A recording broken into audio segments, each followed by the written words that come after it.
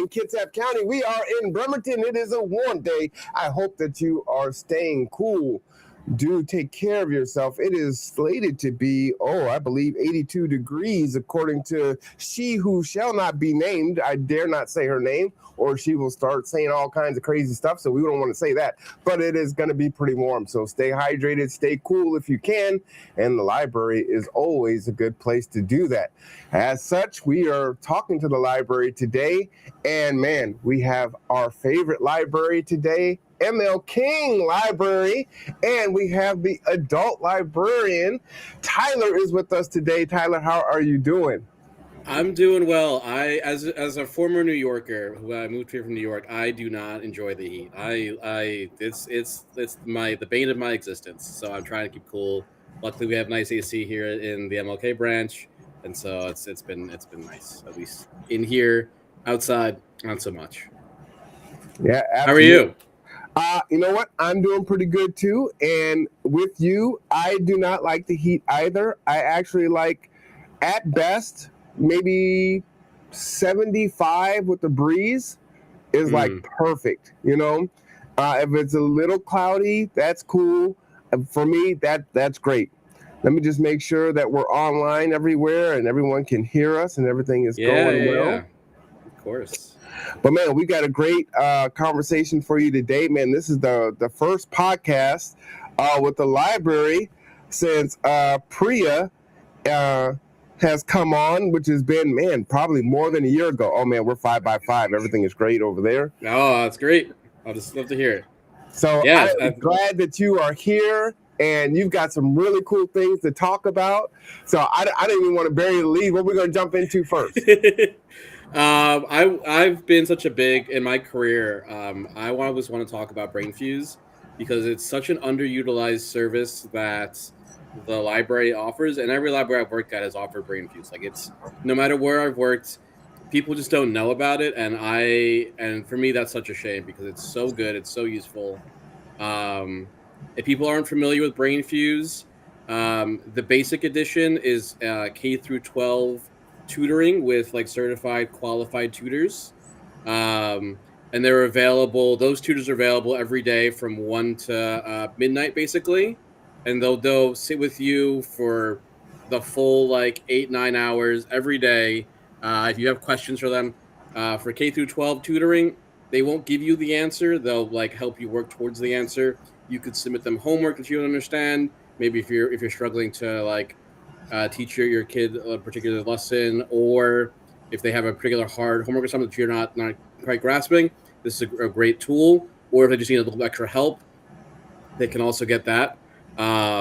It does also have at its basic level GED help. So if you're wanting to get like some prep for taking the GED, you can get that with them. They have people who will sit with you and help you prepare for the GED. They'll help you prepare for taking the citizenship exam, and they'll also help with English as a second language. And there's many of the tutors are also available in Spanish if you're wanting that as well. We just got a new service called Brainfuse Job Now, which is their add-on to this. So instead of just having this K through 12 GED and citizenship, now we have live job coaches who will not only help you build a really nice looking resume, but will sit with you, look for jobs that they think that you might be good for your skill set, or match you with a skill set of a kind of thing. And they'll also sit with you and help you directly apply for those jobs online at your convenience, as long as it's within that 11 to 8 every day. So if you're like, I'm struggling to use this AI interface on this job that I'm trying to apply to, they will sit with you and then help you apply to that job, help you fill out the questions, all of that, and they'll do it with you live right then and there. And I can't think of any better service than that. They'll sit with you to do interview prep if you wanted to just do like a mock interview with them to like sort of get the nerves out, or to get some pointers on really good interviewing. And so all of these things are totally free. You can either use them in our library, or if you have a library card with Kitsap Regional Library, you can use them anywhere. If you're on vacation, I don't know, in the Bahamas or something right now, then you could still be on Brainfuse as long as you have a Kitsap Regional Library card and an internet connection. So you can do this at any time, anywhere, with your KRL card, and it's so useful. Again, I need to reiterate, it's totally free. There's no charge, never will be a charge, and you can use this as often as you want. They will not get annoyed with you. They will be happy and delighted that you are asking them questions. So Tyler, first off, I mean, you're blowing my mind on all this stuff. First off, can we walk through this brochure? Of course. So this is sick. Just when you told me about this last month, it was like, this is why you're on here in the first place. It was like, what? Oh man, can you come on? And you're like, if it's okay, I will. And it was like, yeah, please. This is crazy. Yeah. So myself, one of our associates, Laura, and then one of our new adult librarians, Jem, all worked on this trifold together, because we were like, we need a way to give this to nonprofits, because we've been hearing a lot, especially from like Food Line, that they want like these resources, and these resources would be really helpful. And so we wanted to be able to have a way to share this much more easily. So we all came up with this together. And so we laid it out as a way of having a really easy, readable way of seeing all of what it offers, because Brainfuse offers so much that just having like a small 1 or 2 sentence blurb didn't feel like it covered nearly enough. And so this flyer came about as a result of that. And so we have the original thing, which is in that blue, that live tutoring, K through 12. They have different things, Skill Surfer, which is like video lessons, practice exams. And these are all just like resources that you can use at your own pace, because they're not like a chat. The live tutoring is a chat. Skill Server is just kind of like extra skill, extra prep. If you're just like, I want more hands-on time with like extra lessons. They also do FAFSA help. The library does provide FAFSA help doing the financial aid for college. Let me slow you down, because I just want to kind of give folks some ideas on how this might be applicable in their lives. Of course. So as a parent, I'm like, you know what? My kid might come to me and say, hey, Dad, I need some help with math. I'm like, ooh. But I can use the Skill Surfer to help with video test lessons and the different subjects, including AP. Yeah. So I might be able to do it that way. And then I'm seeing Flashbulb here with creating your own flashcards and tests. Mm-hmm. Yes. So that might be a way where I can help my kid, or my kid can help themselves. So the Skill Surfer and Flashbulb would a way for them to like help either get you on their page, because then you can see the same like kind of things that they're learning. And then Flashbulb is if they're like, I'm studying for an exam, let me make like little flashcards for myself so that I can like have a practice or a way to like teach myself this. So these are all like things that you can do on your own that are within their platform. Mm-hmm. And then if you're like, oh, I'm still not really getting it, or maybe your kid's not getting it, or maybe both, or whatever, you can then open the live chat and be like, hey, this says this, I'm not understanding with it. Can you maybe explain it to me? And then they'll sit there with you on that live chat until you walk away feeling confident about the answer. Gotcha. So maybe I'm doing the live tutoring and I'm at OC and I'm stuck on the Pythagorean theorem, and I'm like, hey, I need some help trying to get through this problem. Yeah, and they'll be like, we're not going to give you the direct answer, but here's the way that you would get to the answer to this problem. Like, here's the steps you take. Here's the way that you would get to it. Here's the way that you would solve for it. So rather than being like, what's 2 + 2, they'll be like, here's how you would do it. Here's how you do the math for it. And then let's see if you can figure it out through these steps. And they'll keep repeating. They'll keep trying different ways for you to understand it. So they won't just be like, here's 2 + 2. Here's how you solve it. Or here's the steps. Goodbye. They'll be like, have you figured it out? If not, what else can we try? How else can we make this, understandable for you? And they'll sit there with you without a problem, without any like wanting you to get off the line or anything else. They're not there to rush you. They're there to make sure you've figured it out, that you have understood whatever you are coming to them with. Okay. So talk a little bit about eParachute, because that sounds, I get a lot of adults, that come in and seek me out, and they're like, man, I don't know what I want to do. I want to go back to school, but I don't know what I like. I don't know what I should go into, and it seems so high stakes. I don't want to waste Mm-hmm. time. Yeah, so eParachute is kind of like OC also kind of does something like this as well, but it's basically like a questionnaire of like these are the things that I like, these are the things that I feel strongly about, or that I feel confident in my skill set, and then they'll look at basically they'll take this like quiz, and then they'll be like these are the jobs that maybe you should look into. These are what you said that you are proficient at, or that you want to become more proficient at, and so here's the kind of careers that kind of links with. So it's not like going to give you the exact like here's you should do this job. It'll be like here's the things you should look into further. It's just like kind of like your starting base of what would be good for me to then further research. And so it's a nice way to like, oh, I have no idea what's even out there. I don't know what I qualify for, and so it's a nice way to like give you something to like hang your hat on almost. And so, Tyler, how does that kind of coordinate with Skill Surfer? How's that different? So Skill Server is specifically rather than eParachute, which is like telling you what you would be a good job for. Skill Server is basically I'm struggling with blank lesson that we could say like English or history, and like I don't understand Greek history. I want to know more about it because we're doing that in our AP World History. And so there will be videos and lessons and tests on Greek history. And so you could be like, oh, I want to, these are like smaller things that I could learn. Because maybe my textbook doesn't go into enough detail, or maybe I just want more, or I want to have some better idea. And so there will be some kind of lesson plans and extra. It's basically like extra prep, extra kind of homework for yourself that you can give yourself. There's no grades or anything. That's not how that works.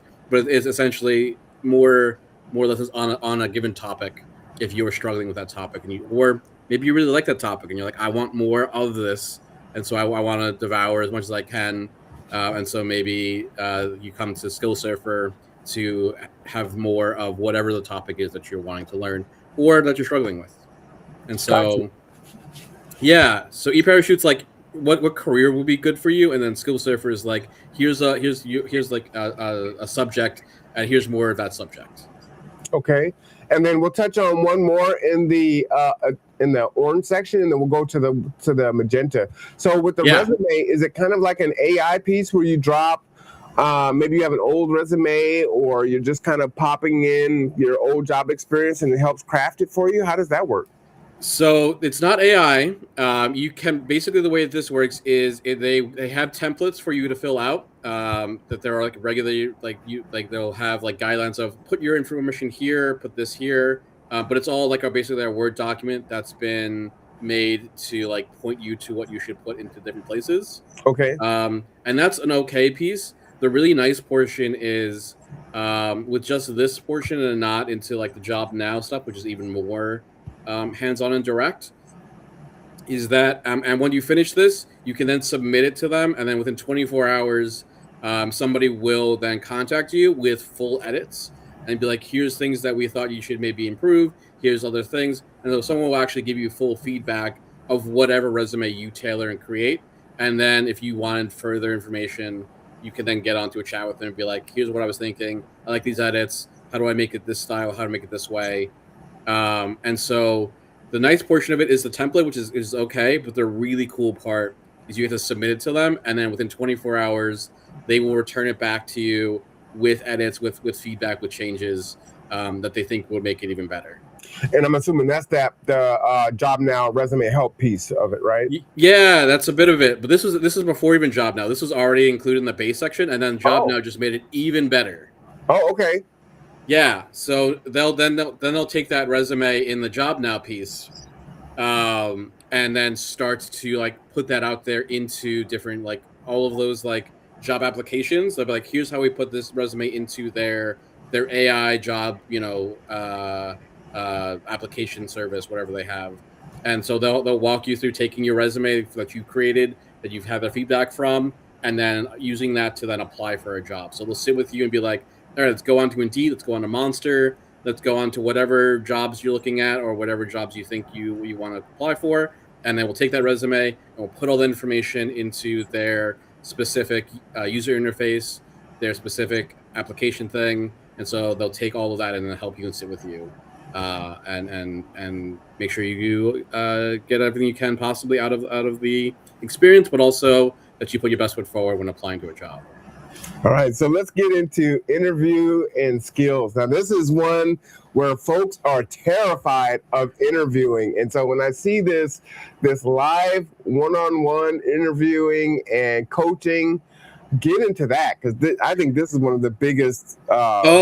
Easily. I can tell from just experience, like the way that people interview is so different. Even for myself, like I use this a little bit because the way that interviews are done in New York versus the way interviews are done in Washington was so different that like it was very jarring to me, and so I needed some extra practice myself.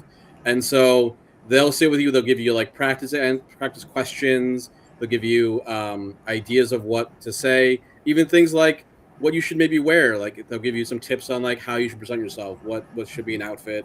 They'll sit with you and then go over like, oh, you answered it this way, have you thought about maybe answering it this way? And so they'll give you kind of pointers and tips, and you can just keep practicing as much as you want.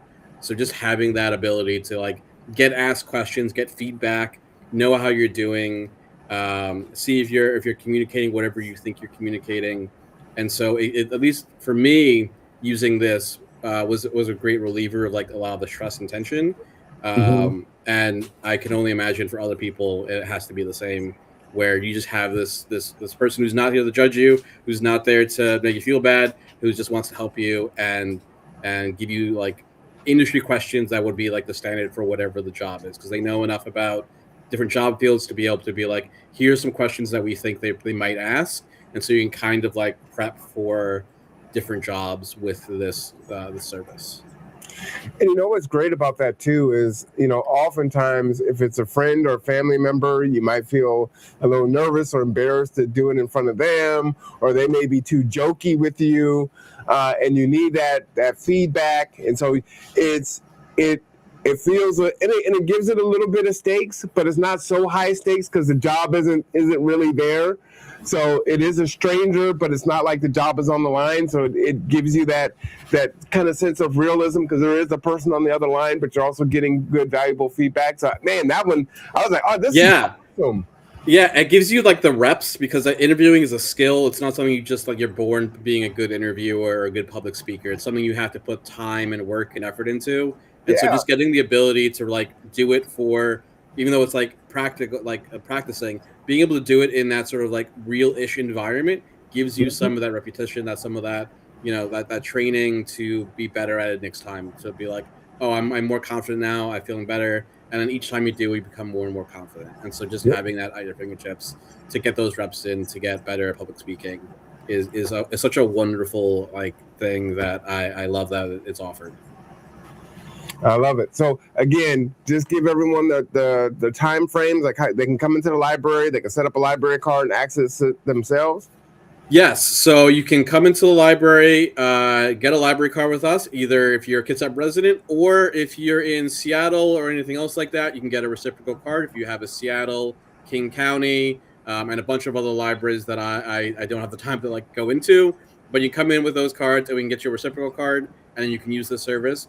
Or if you're maybe, not a Kitsap resident or don't have Seattle library cards, you can also come onto our computers and in library use this as well. So as long as you are on our computers in the library, you can use Brainfuse. Or if you have a library card, you can then log into Brainfuse wherever you want. The K through 12 is available from 1 to midnight every day. And the job coaching is available from 11 to 8 p.m. every day, Pacific Standard Time. Perfect. All right. So now that we talked about Brainfuse, let's talk about another favorite. Man, you picked two good ones this month. Yeah. So I'm the adult librarian, so I run all the adult programs, and I'm always looking for people to give me suggestions on what they want to see. And so I've run programs. One of those is not the one I gave you, but is just the thing that's coming up later today. Which is Lego Club, which was a patron suggestion. And And so I'm always down for it. But the one that I've been trying to get more people to come to is Graphic Novel Book Club. It's for adults. We just got a new database called Comics Plus, which has both like children, teen, and adult books. So that includes like children's storybooks, read-alongs, things like that. And so it's this wonderful new platform that's totally free. There's no holds, no waits. You can just immediately start reading these comics, these storybooks, whatever you like. And so we started up a graphic novel book club. This is the third month. We're reading one of my favorites, which is Monstress, which has wonderful artwork. It's a very powerful story. It's a dark gothic fantasy with a strong female protagonist. I love the author. I love the artist. And so we're reading this on the fourth Thursday. So that's next week from 4 to 5:45. We're discussing it at the MLK branch. We have snacks. So if you're interested, anyone's interested in this at all, please come down. And then we run a graphic novel book club, and then we pick the books that club for the next month. And so, and all these graphic novels are available online on our comics database. You don't have to put anything on hold.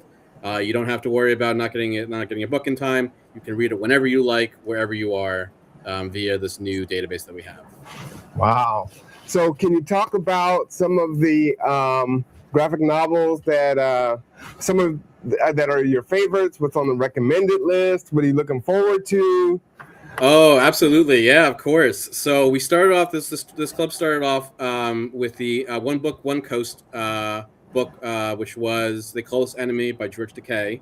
We did that in May. So we started off, this is our third month. And that was great. Okay. And then for June, we did a manga, She Loves to Cook and She Loves to Eat, which is this wonderful sapphic romance about like body positivity, about just like a wholesome, there's no like, for the book that we read last month, there's no like antagonist, there's no villain. It's just two people growing in love with each other, and it's a very sweet, very wholesome book. And then Monstress is this one, which is one of my personal favorites. Because someone asked me, was like, "What? I want to read one of your favorites." So I was like, "You got it. Here's the one that I love. Here's the one I think everyone is about."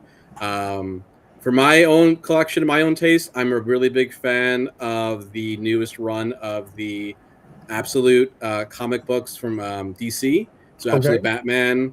They're essentially, and what makes them so unique and so interesting, if you haven't heard of these, we might read them because they're very, very popular. We might read them for Graphic Novel Book Club, is that they're essentially deconstructions of popular DC heroes, so Batman, Superman, etc. And so, as an example of how weird they are, everyone knows Batman's origin story. Everyone knows Batman pretty well, I feel like. So Absolute Batman doesn't have any money. He's actually a garbage truck worker who makes his garbage truck into the Batmobile. His mom's alive.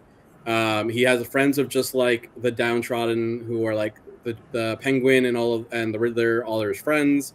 And he's just like this guy. He has no connections. He has nobody to support him. He's there on his own. He gets nothing from it, and he's just trying his best to be a good person. It's super weird, right? That's super weird. Yeah, it's such a deconstruction of it. All of the characters are like what makes them like their base level. What makes them interesting? What makes them memorable or hopeful? Some of them even play with light. Martian Manhunter is this really cool thing where one of the pages, because Martian Manhunter is all about like light and emotion and color, is that some of the pages actually ask you to put them backing with the sun, so like put them in the sun, because then the colors bleed through for like a secret image or a secret idea. And so some of these even play with like whole things of the comic itself can be part of like a mystery. And they're just wonderful. They're well written. They're very lovely. It's a unique telling, right? Yeah, it's a really like retelling. It's very unique, and they all have crossovers. They all have these new things. Like Wonder Woman has no family, doesn't have like the Amazons, doesn't have any backing. Superman's born and raised on Krypton, doesn't have the Kents, isn't a farm boy. Lex Luthor, who traditionally is very bald and very maniacal, who owns his like corporation. He's a farmer who wears flannel and has hair. Like all of these things are like different to what they normally are, and it's because they're trying to be like this sort of very hopeful, but also very like all of the heroes are starting off in this way where they're not like the dominant power. They're essentially where the villains are in most comics, where they have no supports, they have nothing, and they're trying their best to do good in a world that is evil. Should we not do spoilers, like what's kind of overarching and not talk about? I'm not giving any spoilers. You should read yourself. We have it available on Comics Plus. But those are really good. Felicia Day came out with a really great book, Lost Daughter of Sparta. I just read that. I just picked that up. That was wonderful. Mm-hmm. So there's a lot of books that I read, and I'm always happy to like give recommendations. I'm a big graphic novel person. I think it's such an interesting medium. I've run, as an aside, I've run a video game book club where we played video games and then talked about them like they were a book. Talk about that.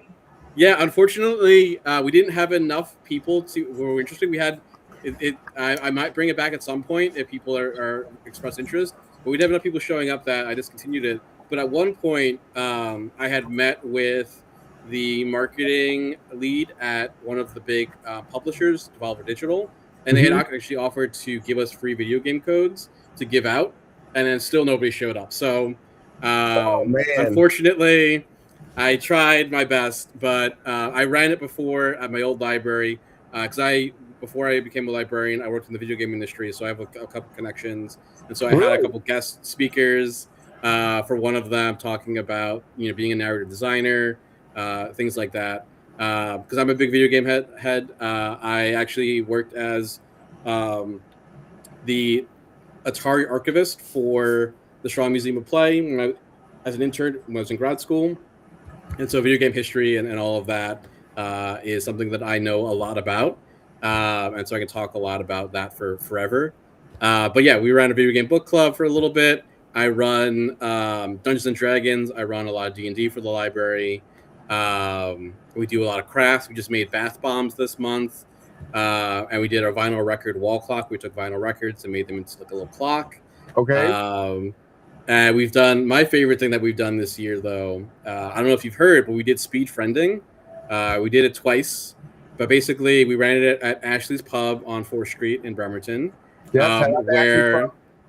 where we had very easy to play board games, and then people would rotate to different tables to try to make friends and to like get people's numbers so they can get in contact and become friends with them. And so we had this whole system. We had about 40 people total come to these events. Nice. And so then they got to do all of these speed friendings and meet new people and build community. And it was wonderful. And now we're starting to run this kind of event kind of quarterly as a result of it being so popular. So I try to be out in the community, try to do things. There's a lot of events that I try to do, and I try to be everywhere I can. But man, that's a lot of fun. I hope you can get the video game book club going again. So, did you ever play Destiny 2? Oh yeah, absolutely. So is it like getting deep into the lore of a video game? It was getting deep into the lore, but also looking at like the history of the genre that we were talking about. So like, here's like this cool game. Here's what it's about. But like, here's also what came before it. Here's what inspired it. Here's what's interesting about the way it took what's inspired it. So it's like you would kind of analyze like a book, and like if you were analyzing any kind of book, and be like, here's what this is an allegory for. Here's what it's referencing. Oh wow! Here's sort of the history of what it's talking about. And so it's a lot of that. It's like it's looking at, because so much of the video game industry is borrowing from each other, borrowing different ideas from one another from each game, and so talking a little bit about the history of the design, the artist's work, the why it's important, or what it did that was interesting or really novel or unique. Because games are so much more than just one piece. They're like this whole thing created by an entire team. And all of it is very fascinating to me, and I hope to other people. But yeah, there's so many games out there that do the weirdest things that I could talk about endlessly. That I if anyone ever comes to me asking for a video recommendation, I'm certainly happy to give it. And if anyone's like, I want a weird game, I want something that's something really novel, I love those games, so I can talk about those forever. Like, don't get me started. Yeah, when I was younger, I wanted to be a video game programmer, and I didn't go as deep as you did, but I actually worked for Nintendo when I was younger. I was a video game counselor, and so I was actually paid to play games out in Redmond. So that was like one of my best jobs I ever had. So that was really cool. That is really cool. Yeah, I love Final Fantasy. I really love Division. I wish they would do another Division. They were going to do a show on HBO, but that hasn't manifested yet. So I just love that storyline. The gameplay is really good in that. Yeah, but I like RPGs. That'd be really awesome. And I really like Absolute Green Lantern. So yes. Want to see how that kind of plays out. So I've been loving Absolute Green Lantern. Wonder Woman, Absolute Superman is good. I like Batman. Martian Manhunter, it's so unique. I do like it, but it's weird. It's a lot. It's weird. It's weird. It's a lot. I appreciate it because it's so different, right? Yeah. And then just seeing how everything weaves together. So yeah, it's really good. I just appreciate everything that you're doing down at the library, and there really is something for everyone down there. So if you get a chance, please come down to the ML King Library and see what's going on. It's a long summer. And if you're feeling like you're bored and like there's nothing going on, man, there's a ton of stuff going on at the library. Always. Yeah. Well, I'm going to give you the last word, and because I know you and I are going to be in a meeting in about an hour, and then you've got, something happening at 4. So, yeah. Last word is if you ever have any ideas for programs or thoughts, you're like, oh, I really wish I could see this in the library, see whatever this is, whether it's Video Game Book Club or something new, something totally different that I never thought of, reach out to me. My email is tkassen@krl.org, and I'm happy to see if I can make a program out of it. That's what came out of from Lego Club. We had a patron who was like, I really want to do just Legos with people. I want to build community. I want to play with Legos. And now it's taken off. We went from like one person to we get like 8 to 10 people twice a month building Legos with me every month. And so if you have an idea, contact me. Let me know. I'm down for it. I want to do it. Wow. All right. And if you haven't been to the ML King Library, that's at 612 5th Street in Bremerton. Check it out. Anyway, for Tyler and the ML King Regional Library, downtown Bremerton, I am R1 Cameron. This is The Conduit. As always, take care of yourself, take care of each other. We'll see you next time. And in 1 hour, the Kitsap Housing and Homeless Coalition meeting will air right here on the Conduit Podcast Network. So we'll see you soon. Until next time, everyone. Bye-bye.